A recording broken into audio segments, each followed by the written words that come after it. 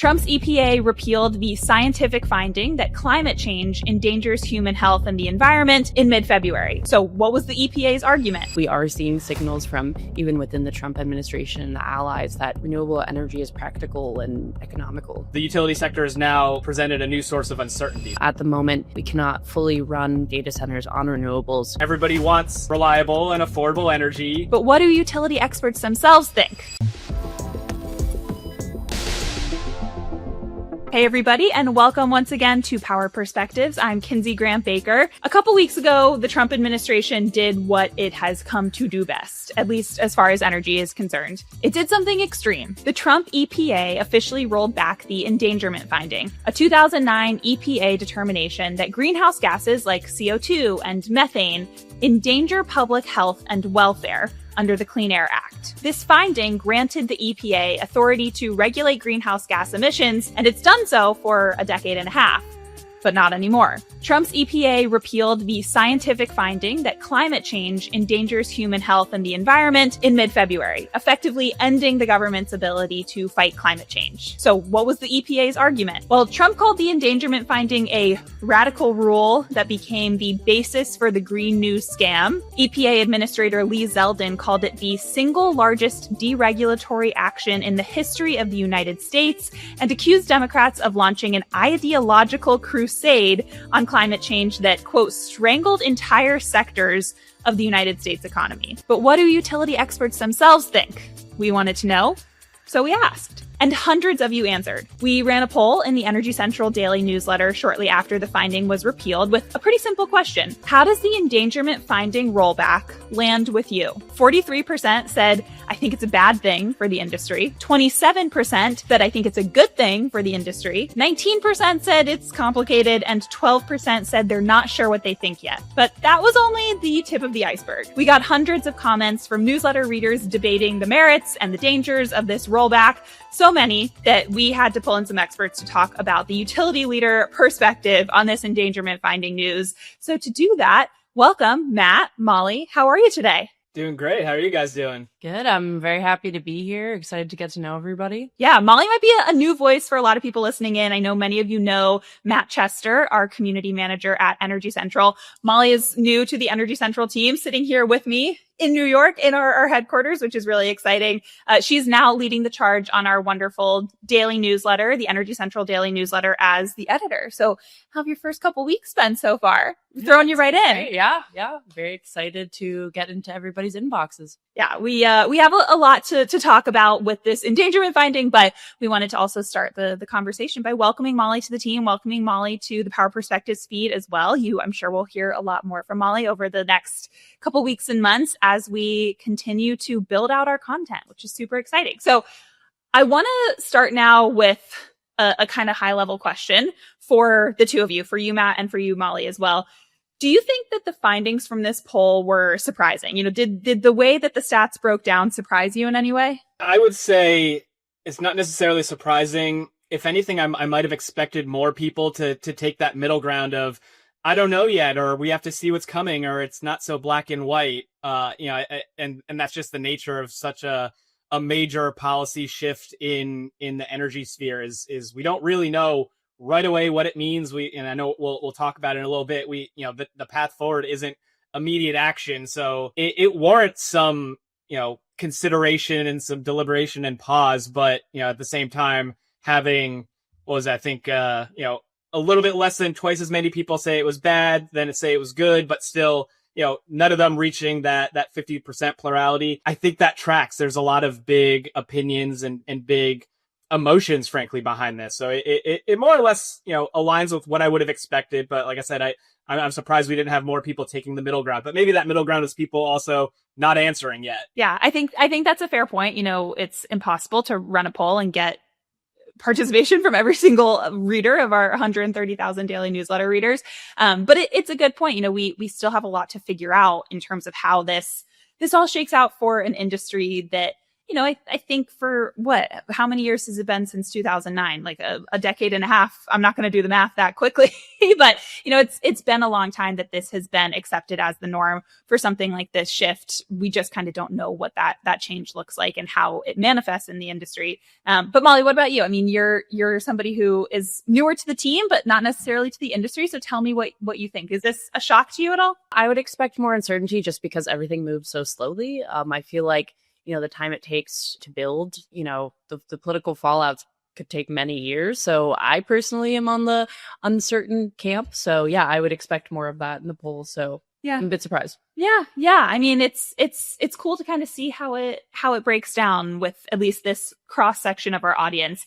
I want to also establish at the beginning of this conversation a little bit of the sort of historical context for what this endangerment finding really means for utilities. So, I mean, Matt, I think this is something you probably have some experience or understanding of. Can you tell me a little bit more about what role this specific finding itself plays in how utilities run their businesses, how they think about building for the future? Is it important? Is it not important? Tell me a little bit more about that context. Yeah, the kind of layman breakdown is that essentially the endangerment finding allowed the federal government to batch greenhouse gases, carbon dioxide, as a pollutant similar to, a more direct pollutant coming out of, going into the air or into the waterways from a power plant. It was the idea was that the Clean Air Act had long said, if there's something that impacts our communities, the EPA is here to regulate it, to make sure harm doesn't befall those communities.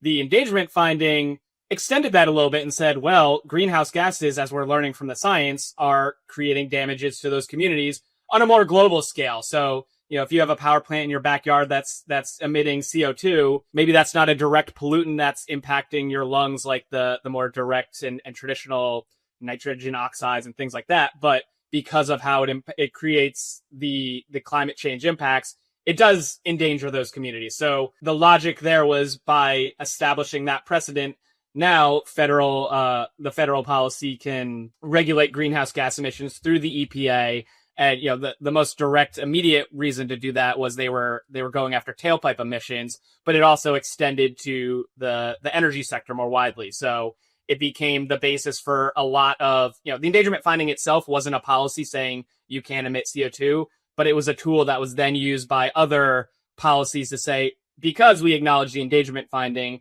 this policy regulating CO2, or, this policy is factoring in that we acknowledge CO2 is damaging. So that's the basis for this XYZ policy. So it was kind of a building block to a lot of climate policies over the past decade and a half. So if that building block gets taken away, do we know what happens to a lot of those other policies and regulations that have been put in place since 2009? It's not that they immediately tumble like the sandcastle because you took out the foundation, but it opens them up to repeal or to, being challenged in the courts, because if that's no longer there, hey, that logic that went in initially no longer applies, and it gives people who might want to roll back those regulations the tools to do so. But like I said, it's not something that's going to happen immediately. It's not that utility executives woke up and said, we're living in a new world, we have to adapt everything.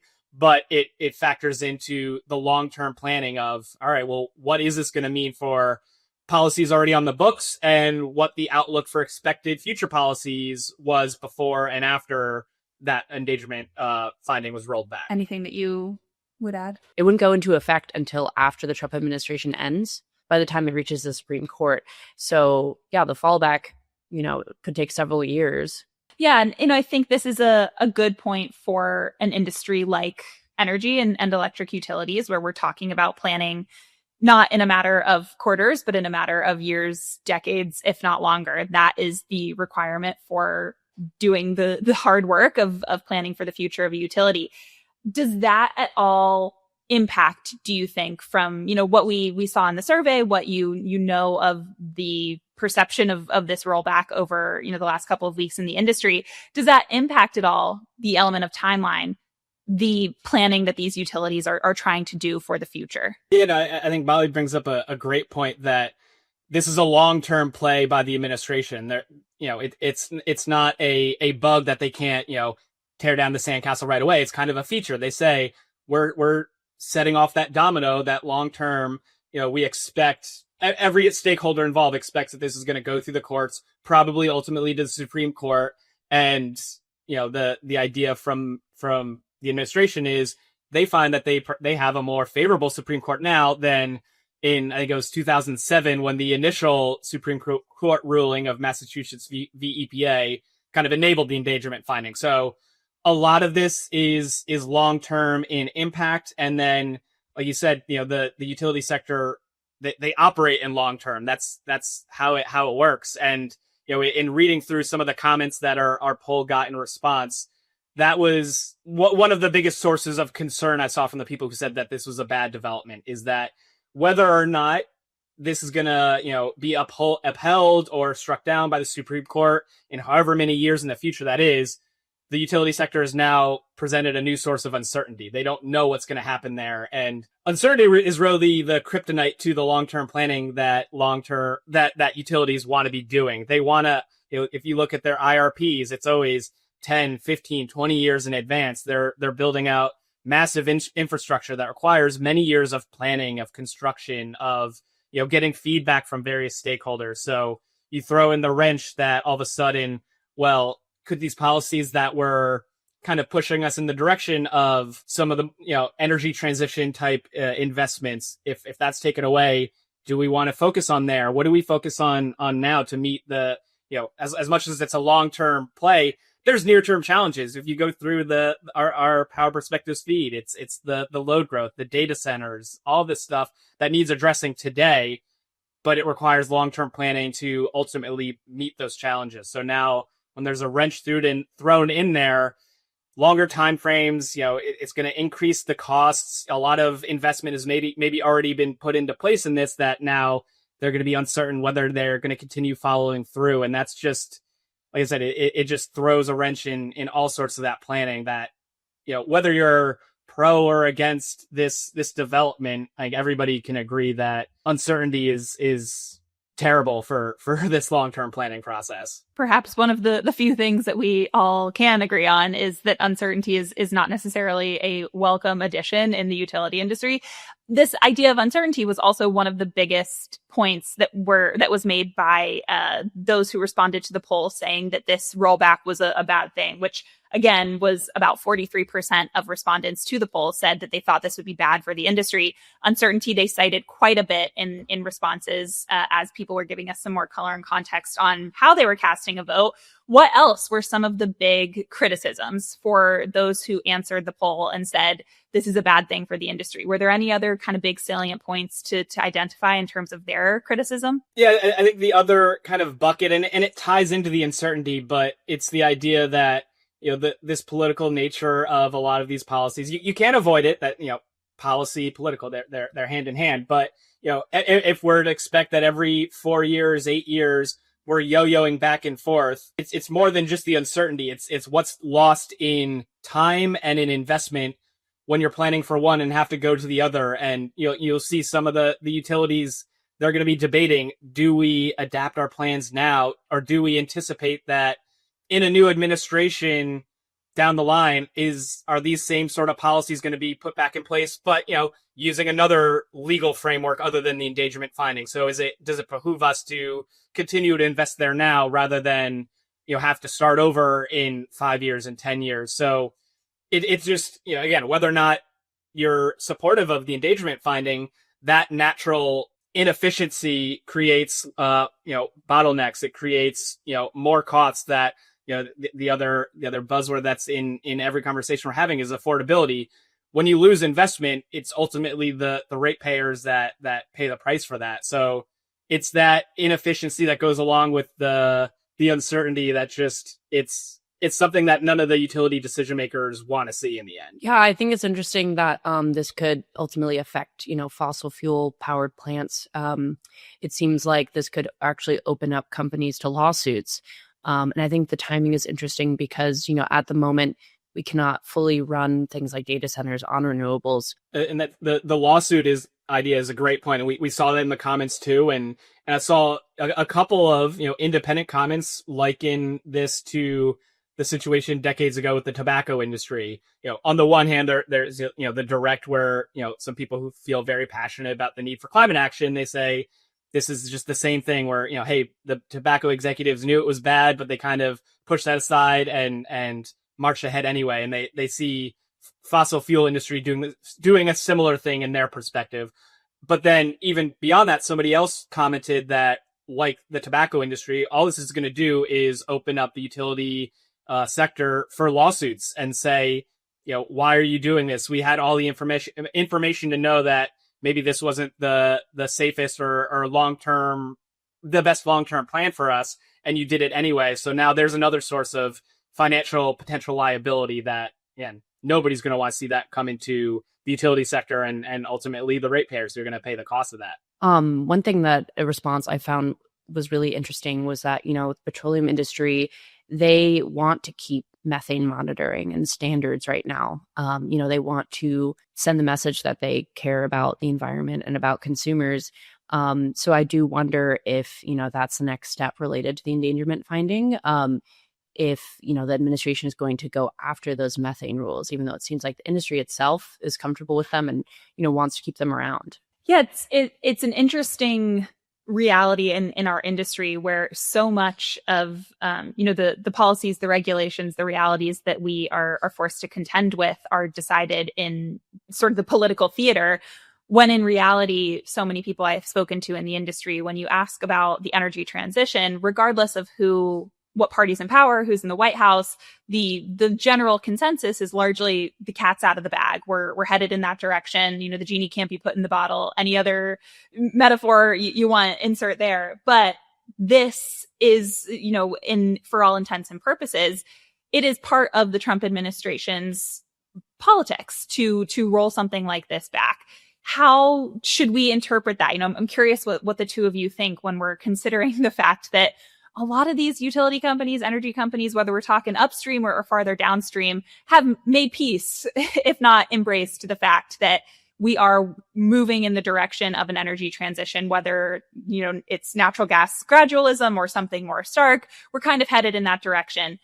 Does this change that at all? Does this, sort of manifestation of politics have any impact on that momentum that had already existed for the energy transition in our sector? I don't think it's going to change the direction of the arrow. It might be a hiccup in, when you look back at the graphs when all is said and done of, all right, there's a little blip there, but I think you're right. It's a great point that people in the energy sector are like, yeah, there's people who are more pro fossil fuels, people who are more pro energy transition. But when you really break it down and get those people to talk to each other, they're a lot more on the same page than they're differing, despite what, maybe the politicians would have us believe, or what some of the sensationalist headlines would have us believe. But everybody wants reliable and affordable energy. Even people, who are still supporting fossil fuels and say, yeah, hey, we need them now. They're not saying we don't need to be environmentally friendly or sustainable. They're just maybe weighing the pros and cons of the speed of the transition or what the long-term role is for those fossil fuels. But in the end, I think, everybody's kind of on that same side. And it speaks to the idea that, well, if the policies change, how will the direction change? The policies are only one of the polling factors. There's the public sentiment where, companies get public pushback if they're not taking these actions towards, what does the future of your energy supply look like? Boards of directors of the big tech companies, they're pushing the data centers to like, how can we be at least a little bit cleaner if we're not able to go all in on the renewables right away?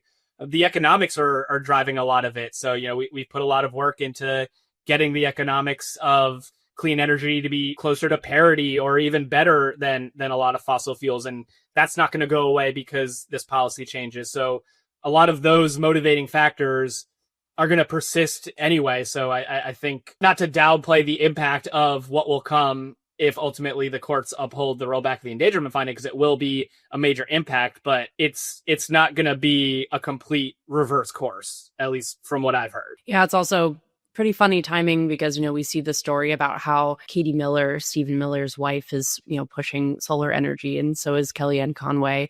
And they see the practical benefits and, how much more quickly it can be deployed than other sources of renewables. So I think it's kind of ironic timing. Like, we are seeing signals from even within the Trump administration and the allies that, renewable energy is practical and economical. So yeah, and so many people in this space often point to obviously the impact of politics on our industry is significant, but perhaps more significant are the rules of economics, the laws of physics, right? Those things tend to really be the real decision maker when it comes down to it. So we've talked about the folks who answered the poll and said that they thought this endangerment finding rollback was a bad thing for the industry. What were the main points for those who said this is a good thing for the industry? What's their argument? Yeah, so there were definitely a number of the responses that came from the side of maybe more of the political take of it, saying that, the endangerment finding from the beginning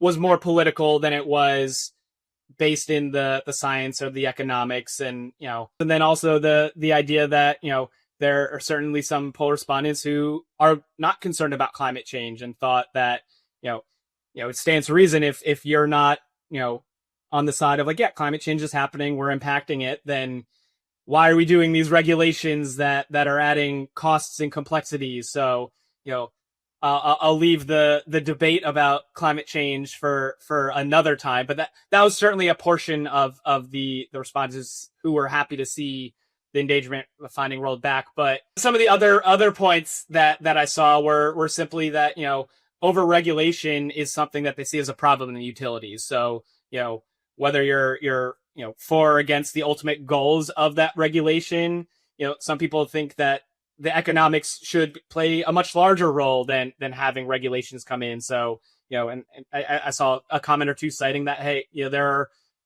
China and some of our other countries that we're competing with, they don't have these regulations. So are they going to have a leg up on developing the technologies and being ready for the data center boom or whatever may come because they're able to operate perhaps more free from regulation? That was definitely one sect of the comments I saw as well. Yeah. I mean, I would say realistically speaking, the regulatory situation in China might not look like the regulatory situation in the United States. Absolutely. Doesn't mean the government's not involved. But that's a conversation that I would welcome those who shared that to have in my email inbox as well. Molly, anything that you would want to add to that? Yeah, I've been thinking about, some of the regulations that apply to, for example, coal plants, how they are compelled to do carbon sequestration. But the interesting thing is that, some people have pointed out that technology is pretty inefficient and it actually uses up to a quarter of the energy produced on site. So I see why people have certain frustrations with rules that, stemmed from the endangerment finding. I was going to say at the same time, another couple comments I saw were kind of baked off of that, of the idea of like, well, why aren't we using what we already have, like building out nuclear or making the system more efficient and, perhaps developing carbon sequestration in a better way and investing in that. But, the idea being we have a lot of tools that we can use and can plug in right now. So, from these commenters' perspective, perhaps the role of the government should be to be pushing those rather than lopping off and cutting out the feet of the system as it stands today. Yeah, one of the responses that we got on the poll was, quote, use what we have and build nuclear as fast as we can, which I appreciate the simplicity, but I think that's a common sentiment for a lot of the people who responded with that. This is a good thing, or even it's good enough and sort of middle of the road approach to the conversation. Okay, so as we have parsed through a lot of these responses, gotten a better understanding of what the Energy Central audience thinks about the endangerment finding rollback, I'm curious about where we go from here. What are some of the next steps? What should we expect as utility pros in terms of next year, 5 years, 10 years post endangerment finding rollback? Yeah, I think for better or worse, the word there is again uncertainty. So we're all waiting now for the coming months, or it could be a year plus before this perhaps makes its way to the Supreme Court.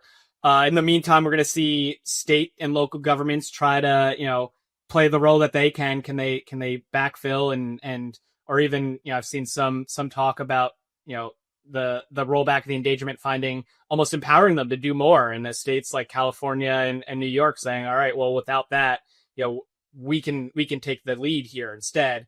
But, long term, from the federal perspective, if the Supreme Court upholds this and the endangerment finding is officially taken out, it's not the end of federal climate regulation. It would just change how that has to come about, and it would require a future Congress who would be very favorable to that and passing specific legislation to make that happen. Versus if the that future Congress doesn't want to do so, then they wouldn't be compelled by any existing federal policies that we have on the books now. Yeah, and let's say states try to regulate it, but I saw a discussion about the grid is so interconnected.